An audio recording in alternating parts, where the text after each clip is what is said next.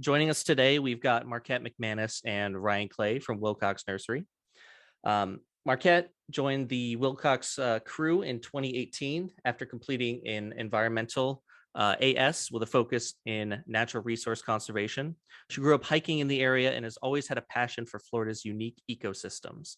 She's now the production and office manager. She's responsible for tending to plant material, administrative tasks, and ordering plant material. She is currently pursuing a B.A.S. in sustainability management and plans on one day owning her own nursery. Her hobbies include making art with native plants, reading, and photography. We also have Ryan Clay joining her, and Ryan grew up in a small agricultural-based town in the Appalachian Mountains of Kentucky. He's always been interested in plants and the environment since he was a child. He joined the Wilcox team in July of 2020 and has since grown a deep love for native plants. He has devoted his life to organic gardening and educating others on why organic gardening is best for the environment. His other passions include cooking, good on you, history, and creating art. All right. Hello, everyone. Like you said, I'm Marquette, and this is Ryan. Hi. And tonight we're going to talk about bringing life to your landscape with Florida native plants. So pretty much what we're going to talk about tonight is pretty much a crash course of native plants. There's a lot of different specific topics that you could get into, but this is just kind of good, easy beginner recommendations to start your new year with. So we'll start with what is a Florida native plant and other terms that come into play when you're gardening with native plants and making the switch over to native plants. And then also what are the benefits of using Florida native plants, and then what is the benefits of just creating habitat in your yard, and all of that, and then the conditions to consider before planting, and then some examples of different types of plants that you could use in your yard. So, All right, so what is a native plant? Native is basically a plant that was here before the Europeans arrived to America. You know.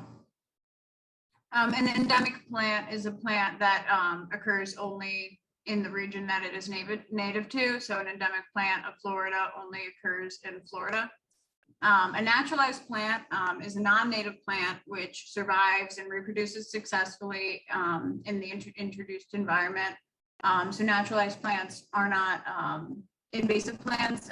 Skipping to the bottom, invasive plants are an exotic species which limits the biodiversity of native species and negatively impacts an ecosystem. So those are plants like Mexican petunia or Wedelia, and those spread at an alarming rate that harms native habitat. And then endangered plants are natives which are limited or threatened. And then Florida-friendly exotics are exotics which are non-native. However, they're still xeric species, so they don't require as much fertilizer or water. So they're used a lot with the University of Florida or Aphids to do Florida-friendly landscaping, which is still good landscaping practices.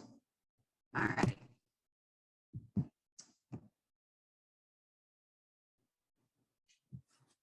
So where you can purchase or find, native plants in your area. You can always go to the Florida Association of Native Nurseries, or, you can look up your local FNPS plant sales, or, look up Florida Wildflower Association. Or, you could always go to your local plant swaps, talk to a friend, maybe they know something that you could go to, get involved in the area. So you guys are doing great being in the Florida Native Plant Society. Obviously, you guys get a lot of information through this organization. And when COVID isn't as prominent, I used to love going to the meetings and seeing the plants that people have for sale and different swaps. Local plant swaps are great. I will say with local plant swaps, you do need to be wary if a plant is actually native, if it's healthy before introducing it into your landscape. But it is a great place where you can get exposed to some different plants affordably. And then, of course, native nurseries like Wilcox. We are one, if not the only native plant nursery in Pinellas County. There are native plant nurseries in the Tampa Bay general area. I know there's a Little Red Wagon in Tampa, but as far as Pinellas County, we're kind of it. So If you have relatives in other areas though, or if you're moving, the Florida Association of Native Nurseries is a great website and resource to look up native plant nurseries all over the state of Florida.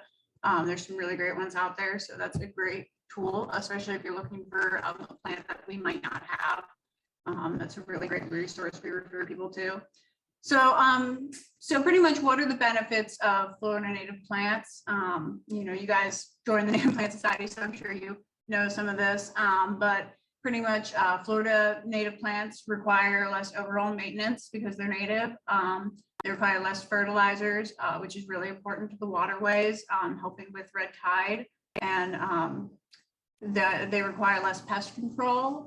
They have more natural ways of handling pests as opposed to exotic plants that are introduced from other countries.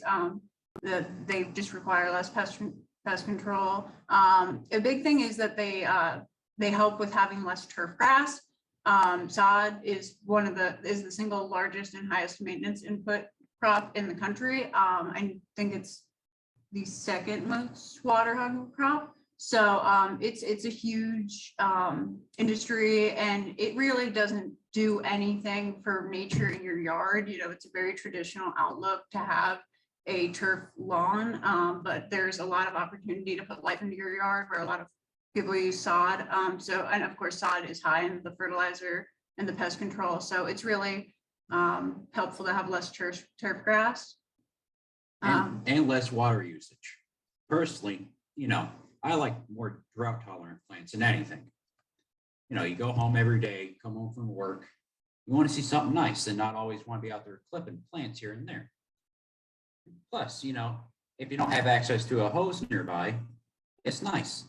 You can always see a nice flower here and there, but the less water usage is nice. The right plant, right place. Yeah, so pretty much, I'm sure you might have heard it before, but right plant, right place is important just because when you use the right native plant in the right place for instance, a drought tolerant one in a droughted environment, they just tend to thrive in a way. Or if you put bog plants in a boggy area, they thrive very well with little needed irrigation or anything. So that's something that is always important to remember, is the right plant in the right place. And then to the main benefit is really all of this really comes back to creating habitat for animals in the environment, pollinators, birds. Florida is extremely biodiverse, and the development that you see every day is really taking a toll on the environment. So it's really important that everyone does their part in creating habitat. For the state of Florida, every yard that is converted to native habitat is crucial. There's the monarch migration, which a lot of people talk about, but there's also bird migration and just your regular animals that, you know, there's so much highway and so many houses being built and developed that it's just really important everywhere that they can have to use as habitat. And native host plants are really the best choice for pollinators. Something we talk a lot about at the nursery is the monarch butterflies, and making sure to use native host plants for those. And we'll talk about that in a second.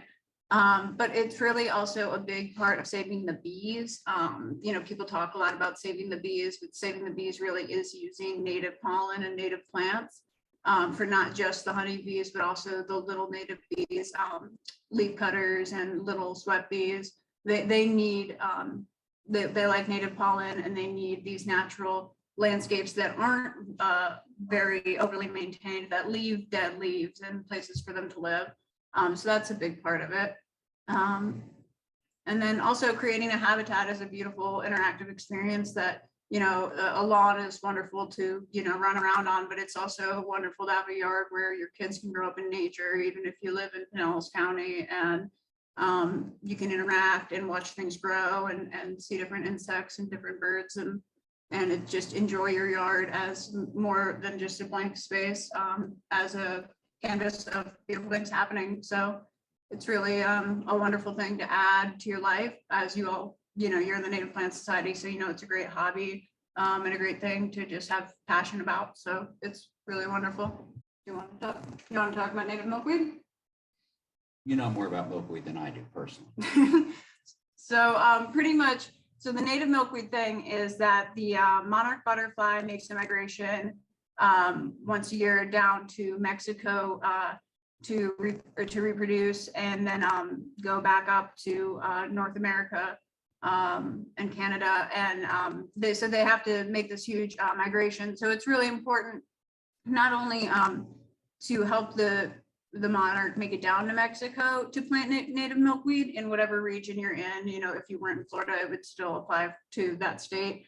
But there's a lot of Mexican milkweed that was sold in Florida for butterfly gardens back in the day, and it's still sold actually. And it's really important. It doesn't go dormant in the winter in the way that the native one does, so that not only interrupts the migration to Mexico, it also it feeds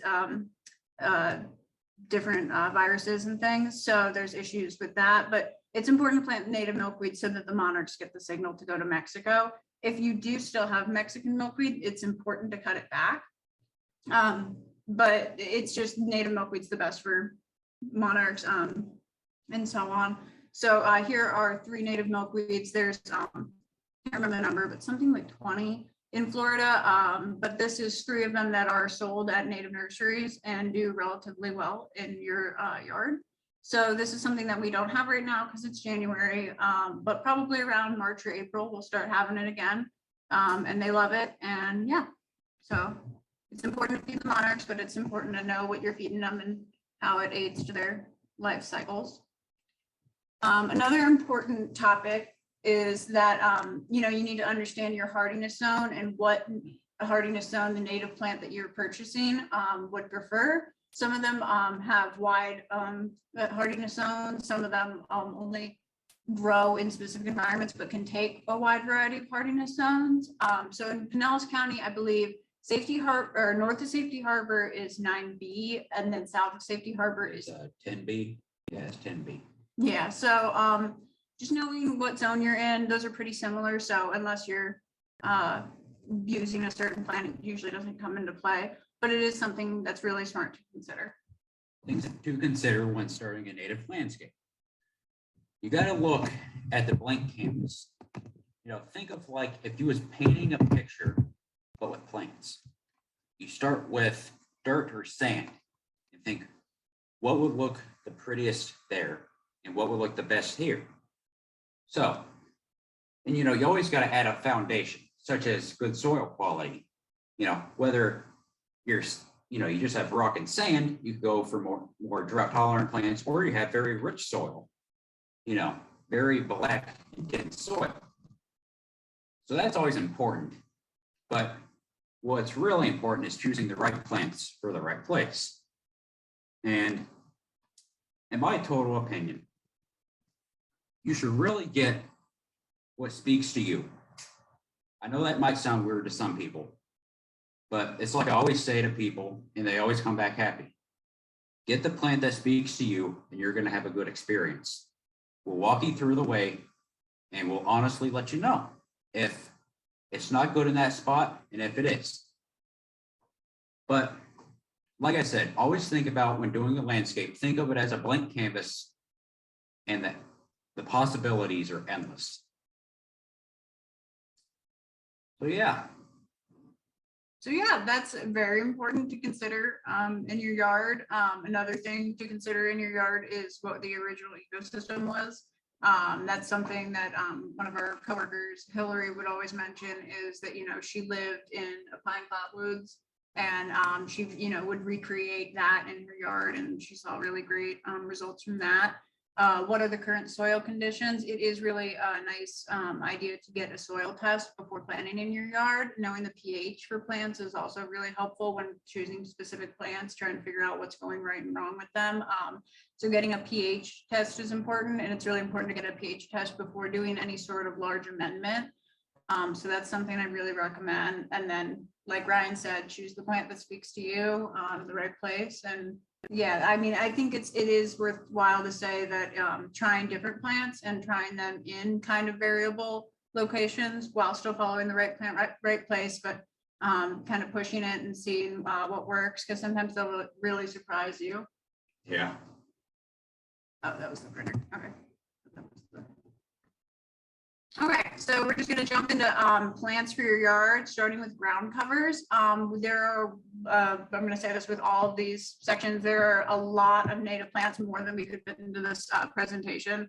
So definitely check out our website, wilcoxnursery.com. We've got a wonderful store and just a wonderful information on the store too about these plants. And then also, like I said, the Florida Native Plant Society has wonderful information. So yeah. So matchweed. Matchweed is a great ground cover, in my opinion. It lives in full sun, to part shade. You know, it's pretty low growing. It only gets up to about 4 inches tall or so. And it spreads by a taproot. So you plant in that space and it will slowly kind of creep on the ground. And the flowers on it, it's personally beautiful, in my opinion. It looked like little matchsticks. So it looks like a tiny matchstick, but in the middle, it has like a little pinkish red center. And on the outer rim, it's like little white flowers. And they attract the white peacock, the common buckeye, and the Phaeol crescent. It's one of my favorites. Yeah, it's definitely one of the hardiest ground covers we carry. Like you said, it grows in the sun to shade, part shade, and it's wonderful if you like miniatures. It's like a little, you can make miniature bouquets out of it. It's adorable, but it's really, really durable. You can mow it a lot, and it's also very dog friendly. But it's also a host plant. So this is the white peacock butterfly. On the left is the caterpillar we found in the nursery, and then on the right is the adult butterfly. And it's one of the smaller butterflies you see, but you see it everywhere, and it's really wonderful. And it's really wonderful to incorporate other host plants other than milkweed, to kind of give yourself some variety for the seasons, but also to give your yard some biodiversity. So that's a wonderful 3 butterfly and 1 plant. So that's kind of a favorite of ours. Okay, so here's sunshine mimosa. This one's very popular. It likes full sun. You see it often on the roadways. It also spreads by rhizome, and it is also a low growing ground cover. It's also very mobile. And this one's very drought tolerant. Like I said, it likes sun. So I wouldn't use this in too shady of a setting. It's a sensitive plant, so when you touch it, its leaves react. And then it has this wonderful puffball flower. And it's really popular with children, but also with bees. Kids love playing with the stuff and looking at the flowers. So it's really a good interactive one. And like I said, it's really hardy. So similar to the matchweed, you know, you can mow this, you could, run around on it. So it's a wonderful turf alternative.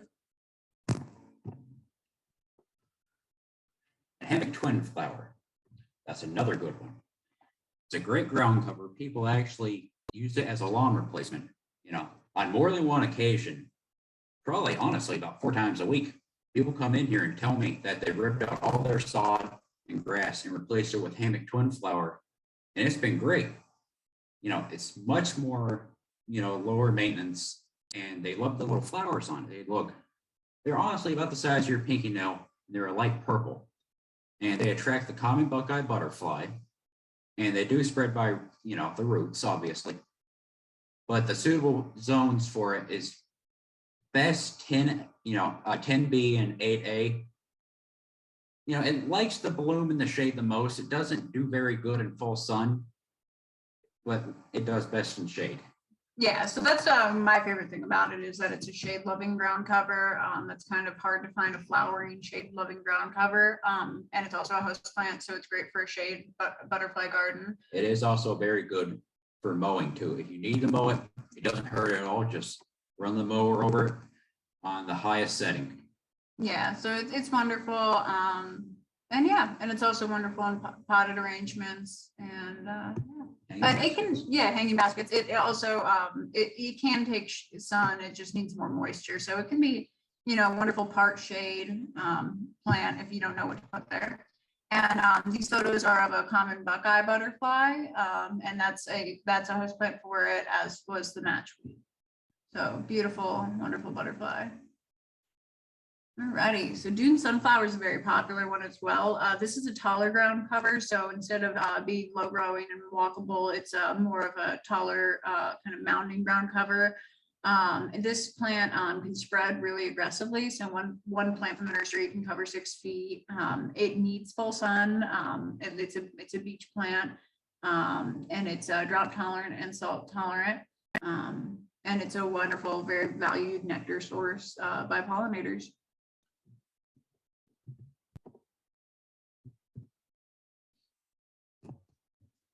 Blue-eye grass. We have it all over here. It lives, seriously, we have it all over here. It lives in full sun. It likes moisture soil. You know, it can be a drought plant some, but it likes more moist soil than anything. It's a very slow growing iris, and it spreads very easily in clumps too. And the bees are all over it, like all over it. And the suitable zones are best 8A and 11. It lives in, we actually have it here in the fall sun. We just put it in the garden bed, or as I should say, flower bed, and it's looking magnificent. Yeah, so this one's wonderful. That's actually a very up close photo of one of the blooms in spring. So it's a very small iris, very small border plant. It looks like grass. So that's one of the nice things, is it looks like grass all year until it blooms. So yeah, that's a very small flower and a very big picture of it. But yeah, it's a wonderful border plant. I had to include it in ground covers because it's just so lovely, but it can be used as a ground cover, but it is also a wonderful border. Right, so Florida native wildflowers for your landscape. Landscape tick seed and Leavenworth tick seed. They live in full sun. You know, the lanceolata is actually the perennial, and the Leavenworth tick seed is actually an annual.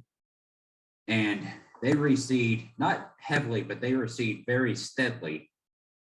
And the Leavenworth actually has a black center, and the lance leaf has a yellow center.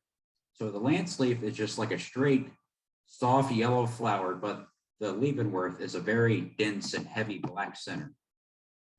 And it's also the state wildflower, fun fact. And the suitable zones for that is, again, best 8A and 11. Yeah, so in this photo, the left shows the lance leaf, and then the right shows the Leavenworths. So like he was explaining, the lance leaf, which is a perennial, has a yellow center, and the Leavenworth, which is an annual, has a dark center. So yeah, so a little bit of a trade-off for the perennial, but they're both beautiful, and it's really nice sometimes in a landscape when people mix these two. They really complement each other nicely, and really nice ready nectar source for different pollinators. There's a small native bee on this one on the left and center of the photo. And a beautiful mixture too, when you mix the colors together. Yeah, it's definitely something that you can see blooming sometimes in the winter. It's magnificent when you see it blooming in the spring in a prairie, but it's beautiful in a landscape. All right, so this one is a classic. This is a lot of people's first native plant. This is tropical sage, and it comes in red, pink, and white. And this one is something that it's just a first recommendation to people because it likes full sun to shade. It doesn't bloom as much in the shade, and it gets a little lankier, but with a little bit of pruning, it looks lovely. And it gets these wonderful tubular flowers, which are valued by a wide variety of pollinators, including hummingbirds when we do get them. So it's a wonderful, wonderful landscape plant, very showy and very easy to take care of. People always come back and buy more because they're just so happy that the plant did well pretty much wherever they put it. And it is really drought tolerant, and it can get taller. Like I said, it's very prunable. So if it gets too tall, just prune it back. Right now in the winter, you do want to be pruning it back so that it can flush out with new growth in the spring. And normally, whenever I show people the tropical sage, especially in the summer, they find it, honestly, they find it adorable when they see the little bees wiggle inside the flower, roll around and fly to the next flower. I think that's what people love the most about it too, is just watching the bees go in and just pollinate every little flower. And like Marquette said, they're fantastic. They're drought tolerant and salt tolerant. I planted some at my house a little while ago, and I didn't water it for about 1.5 years, and it still bloomed. It's great. Yeah, this is actually another one. I didn't say it, but it's in there that is aggressively self-seeding. So you will find this coming up. I found it, you know, in the shadiest, weirdest parts of my yard. So it will come up in the cracks of your driveway. It can be pesky, but it's also a great plant. So, all righty. Stokes aster is one of the showier wildflowers that we carry.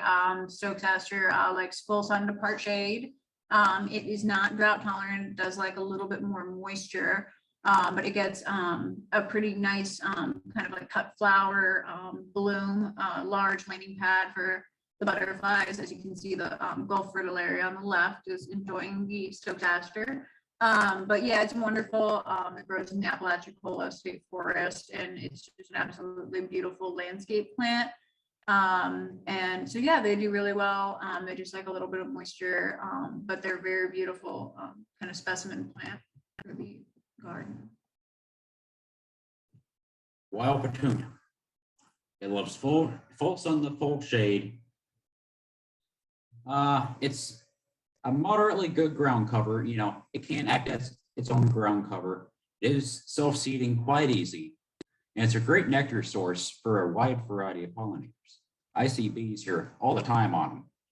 And they're also a fantastic host plant for the common buckeye and white peacock butterflies.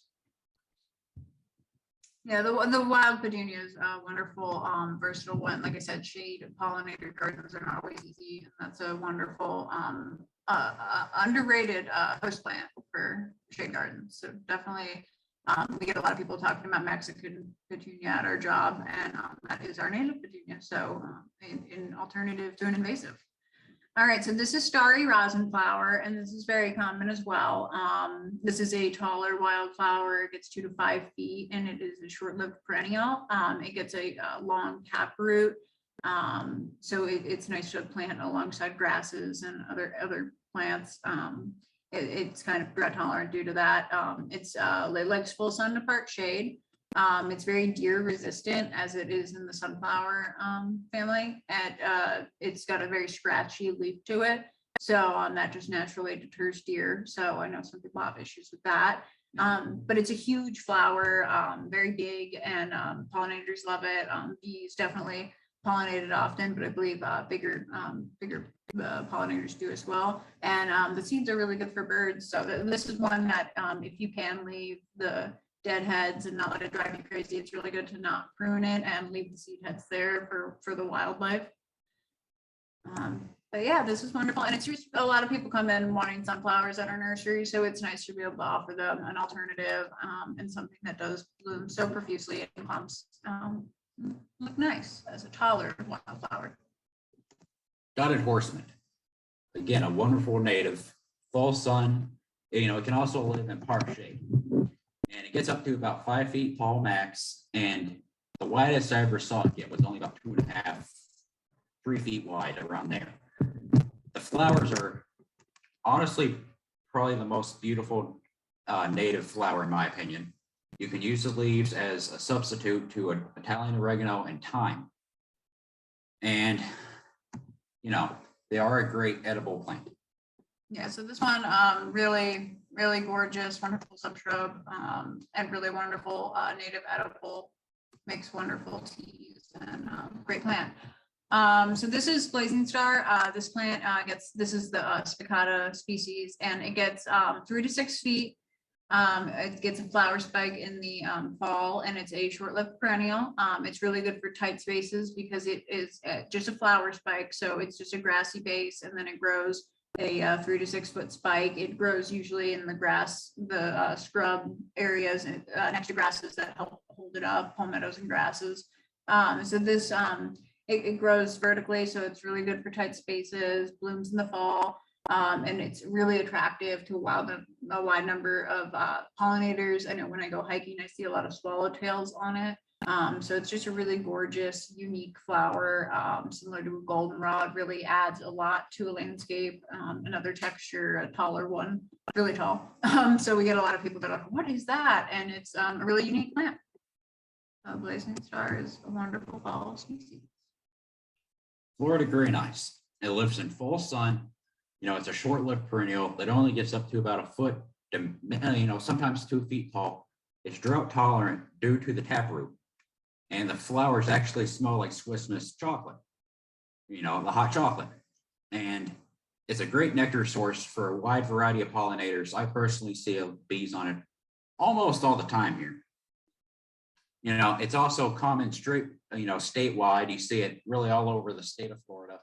And it's just an overall beautiful plant, in my opinion. And it's nice to get up every day if you have it in your yard and just smell that great chocolatey smell.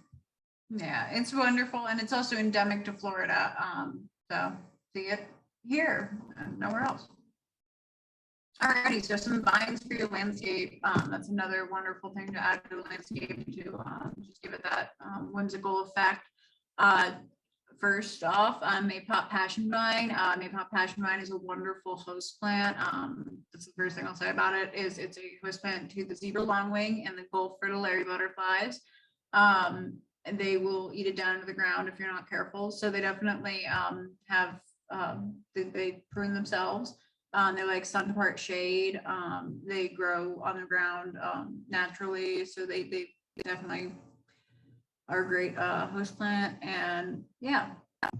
So in the next slide, we'll show you. On the left is the zebra longwing caterpillar and butterfly. And then on the right is the Gulf fritillary. And yeah, so they are really wonderful. That's a really fun butterfly to support and to watch grow. And not to mention the passion vine flowers are absolutely gorgeous. And the whole thing's enjoyable. Coral honeysuckle. It lives in full sun and part shade. It can grow up to about 15 feet. It's very easy to maintain. The bees are all over it. And the hummingbirds absolutely love it. It's also a very long-lived perennial, and the flowers, they're like a long tubular shape, somewhat similar to a tropical sage, but they're longer than the tropical sage flowers.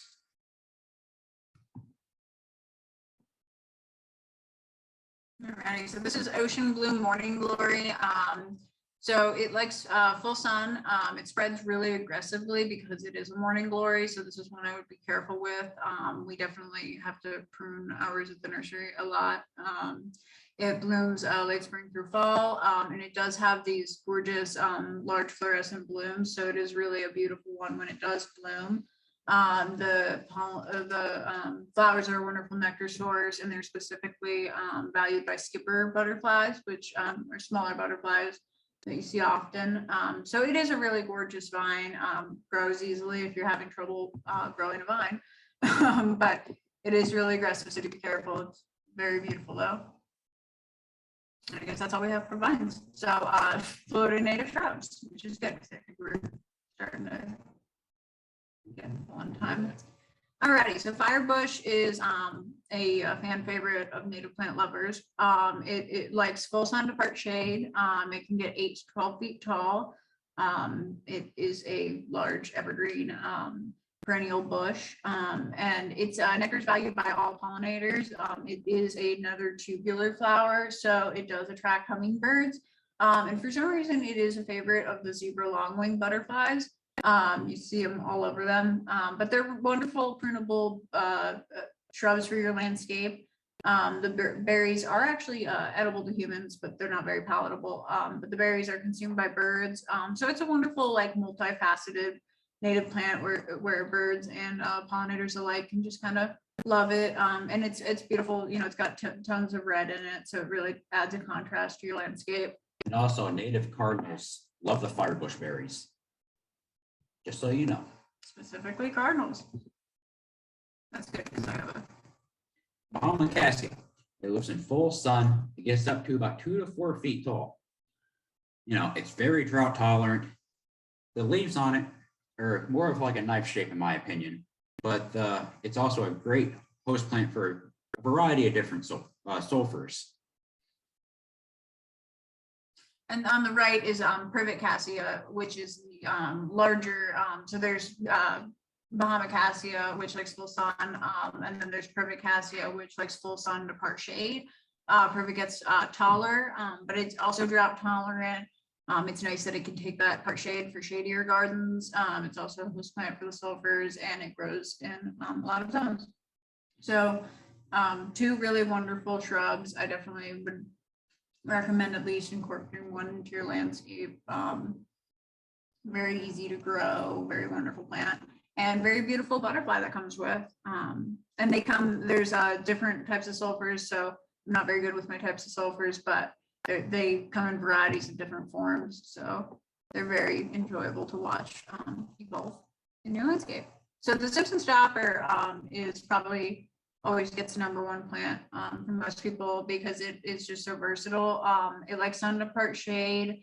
You can have it as a shrub or a tree. It gets 5 to 20 feet tall. We have one pruned as a tree in the nursery, but you'll see it a lot of shopping centers and stuff. They're pruned as bushes. They're not very drought tolerant. They do like water, but they get beautiful white flowers in the spring and large orange berries for the birds and other wildlife. The berries are edible to humans. They're kind of medicinal tasting. Yeah, they kind of taste like a little sweet tarty, in my opinion. And other people ate it, and they also said it tastes like sweet tarts. And just be aware that there is normally about 2 to 3 seeds inside of each fruit.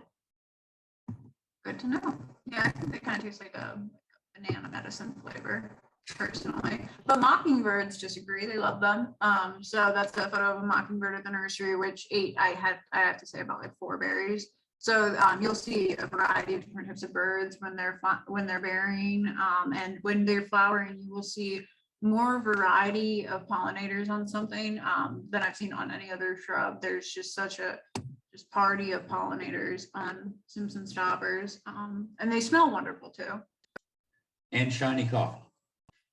It lives in part shade, full shade. It gets up to about 8 to 12 feet tall. And the flowers are extremely valued by pollinators. They're a small white flower, and they produce these little tiny coffee berries that, again, I see a lot of cardinals and like blue jays and mockingbirds eat. And it's a long-lived evergreen perennial shrub. Yeah, so shiny coffee also, it's worth noting that it comes in different varieties too, dwarf varieties, and then there's also softleaf coffee and Bahama coffee. So the dwarf variety gets only 2 to 3 feet tall, which is great if you need just like a hedge for shade or just something around an oak tree. So it's wonderful, wonderful shade plant, and wonderful that it flowers and berries in the shade. Walter's Viburnum is a very popular one. You see used in a lot of commercial landscaping. It likes sun to part shade. The full-sized Walter's Viburnum gets 10 to 15 feet tall. There's a few different native viburnums and different cultivars as well. But it's a long-lived evergreen perennial. It has showy white flowers in the early spring, and then if you actually don't prune your viburnum and let the flowers go to berry, there are these wonderful little hard berries for birds that birds actually really enjoy. You don't see them often because usually they're getting pruned for landscaping. But yeah, so there's a lot of different varieties, some dwarf varieties that people use often, and they're just a wonderful classic white bloom. Beautyberry, again, a very beautiful plant. It lives in full sun to part shade. And a fun fact, you can also use the leaves as a substitute, as like a mosquito repellent. You crush a leaf up and just rub it on your skin. And you can also make a very good jam or a jelly out of the berries. It takes about 8 quarts to make about 4 or 5 bottles. It's very tasty on pancakes and toast. The flowers are extremely valued by pollinators. Again, bees are all over it, and mockingbirds tear up the berries on it. Like they'll go and just peck and peck and peck at it and just eat it all. And it gets up to about 4 to 8 feet tall, and it's a long-lived perennial, and it's moderately drought tolerant. Something that is worth noting is it does go semi-dormant in the winter. So right now, if you have one and it's looking rough, that's usual. The ones we have in the nursery don't look too great right now, but yeah, this is another plant that you can take it home, and the first day you have it, you'll notice new birds and pollinators on it. So Grayleaf is a plant that we have been carrying, I want to say, for like 2 years now at the nursery, and it is a native plant I think it's native to Miami, but it likes full sun to part shade. It is a long-lived perennial and a great specimen plant. It gets 3 to 8 feet tall. It tends to be taller than it is wide, and we get compliments on this at the nursery all the time that there's just constantly a swarm of bees on this plant. It is very drought tolerant actually, and it's just constantly monarch butterflies, bees, every single beetle you could imagine. It's just all over this plant. People are afraid to pick them up, but they're wonderful and they add a different contrast to your landscape. Yeah, especially in the summertime, they are absolutely covered in bees. Yeah, they're wonderful. So that's something that if you've been doing this for a long time, if you don't have one of these yet, they're definitely a wonderful addition to your native landscape. So now we have time for questions. I'll go ahead and before answering any questions, here's the info. If you liked what we're talking about or had any questions about any of these plants or a plant maybe you're interested in, as far as contacting the nursery, here's our phone number, our address, our general email address. At the top, I will shamelessly advertise Davis's YouTube channel. This is the Wilcox Nursery Landscape YouTube. Davis does wonderful YouTube videos about different topics, which is wonderful if you're wanting to watch more about this. So Wilcox Nursery Landscape, very educational. We have an Instagram and a Facebook. And also on the YouTube, we're making a brand new Cooking with Native series. Yeah, so I believe not only Davis is in that one, but I think Ryan is too. Yeah, and Hillary. Okay, so see some different faces from Wilcox. There's some. All right. I don't know if I should have. All right. Thank you very much. Is it all right if I read you some questions? Yeah, do you want to read them to us rather Sure. than? Yeah, let me just go through, kind of been watching the chat. The first question that came up pretty early was, are there any native milkweeds that are resistant to oleander aphids? Not that I'm aware of. That's a great question. I would say that I typically see aphids on all the milkweed that we have here. Yeah. I feel like maybe I've seen less of it on the tuberosa species, but that's just out of experience. But we did have the tuberosa, which we weren't able to get this year. It's a more drought tolerant milkweed. I feel like I saw it less, but I don't really know if that's a accurate guess.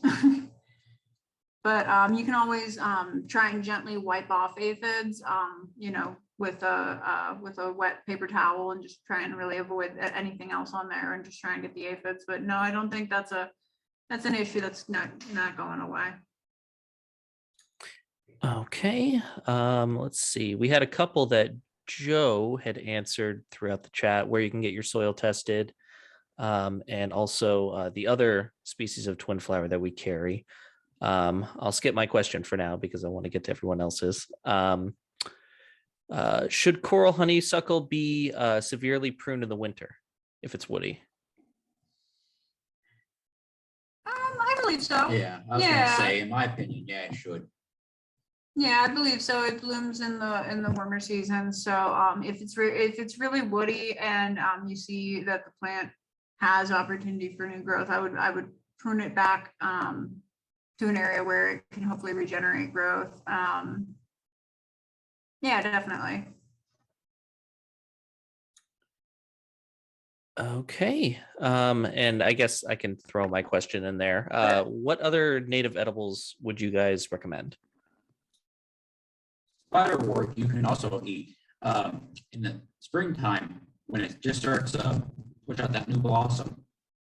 The flower is also edible. It doesn't taste like much, but the flower can also be a nice garnish. But you actually cook the stem of the spiderwort like asparagus. You can put it with mushrooms and whatnot, and it tastes just like it. And well, that horseman.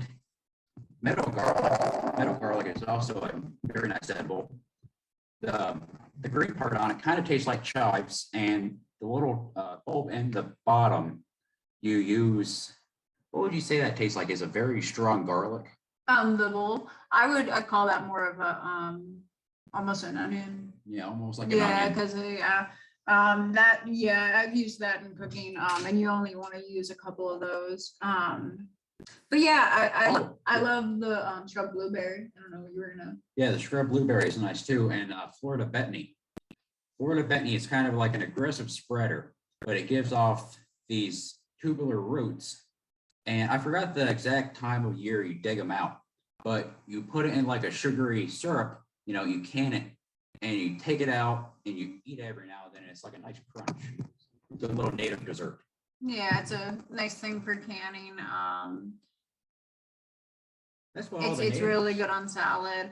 I love scrub blueberry. We kind of skipped over it, but it's a wonderful blueberry, very small blueberries, but very wonderful taste to them, just like a normal blueberry. Elderberry is a wonderful native plant that a lot of people don't realize. It's a native tree that grows really well, actually on the roadsides. We have some in our nursery. But that's a wonderful superfood that you can learn how to prepare and do the elderflower thing too. So that's a wonderful, fun native edible. Brown savory is a wonderful herb. And there's others, but those are. It's a short list. Yeah. It's a very short list. Yeah, but it's enjoyable cooking with plants out of your garden. It adds a whole different element of enjoying. Taste. Oh, and we skipped over bird pepper. Bird pepper is a very spicy little pepper for your birds that birds actually will come and eat tons of them, but they're very, very, very spicy. But Davis and Ryan have made them in plenty of dishes. I think on our YouTube, you guys did a cream cheese dip with some bird pepper in it. Yeah. Yeah, so that sounds really good. So really nice little pepper. Very good. And I skipped over one question at the very beginning from John. Says, I have a vacant lot adjacent to wetlands. What native plants are best for planting next to wetlands or saltwater? Okay. Or saltwater.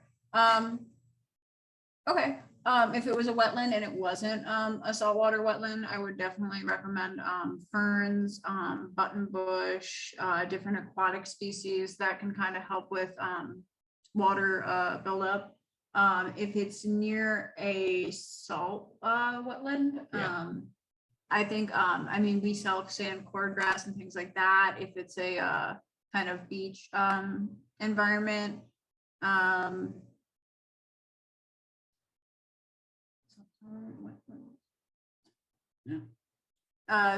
sea grape would be salt tolerant. We have green buttonwoods at the nursery. That would be a nice if you need like a shrub. Simpson Stopper is somewhat salt tolerant, but that wouldn't be a good in the water plant. Well, yeah, that's a little short rundown of them. Yeah, I would really try and make sure that you've got a good erosion situation, that your shoreline's not getting eroded. Maybe make sure that you've got grasses to keep that contained before you plant bigger things. But and then, you know, like I said, the Doon Sunflower is salt tolerant. So if you were trying to do like landscaping in that way, you could do that. But yeah. Let's see what else. We'll get through a couple of these real quick. Todd says, my white milkweed has not gone dormant yet, and it seems to have a white fungus. Should I cut it back? I would go ahead and cut that back now that we're in January. I typically let mine go as long as I can, but yeah, things have been kind of odd, and especially if it's your first year buying milkweed from a nursery, sometimes just because of the way things are produced, timing's a little off. But yeah, if your native milkweed doesn't go dormant, especially if it's got they're always going to be covered in some sort of pest because they're milkweed. I forgot to mention, but milkweed is a host plant to a ton of different insects aside from monarchs, so they're always going to have something on them. But I would go ahead and cut that back. I would never use like a pesticide or anything on it, but cut it back. That's a good idea, and it'll probably in the spring just like shoot out a new growth as it should.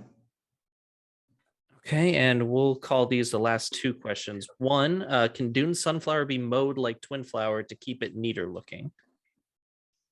Honestly, I wouldn't mow it. I would honestly trim it. I just think if you mow it, it will kind of just tear the plant up too much.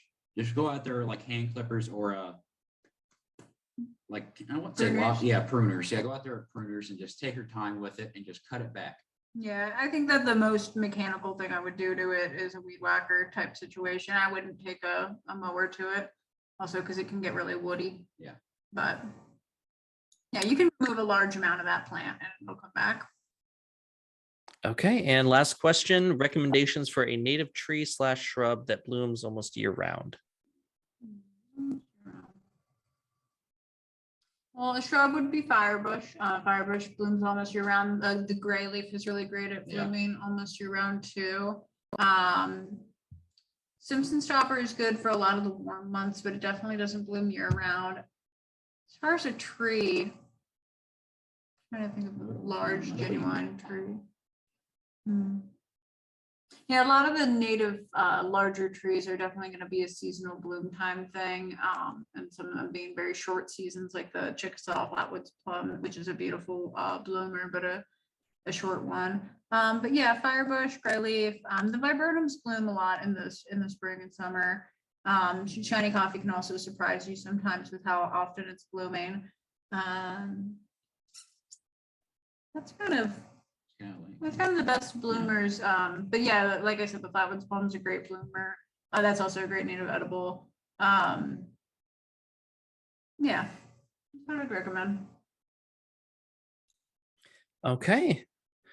Well, so thank you guys very much for the presentation. It was wonderful. I have to say your pictures were fantastic. Those are very, very wonderful pictures. Thank you. And I also am glad that I found someone else that thinks that green eyes actually do smell like chocolate, because people have called me crazy for thinking that. So Ryan and Marquette, thank you very much for that.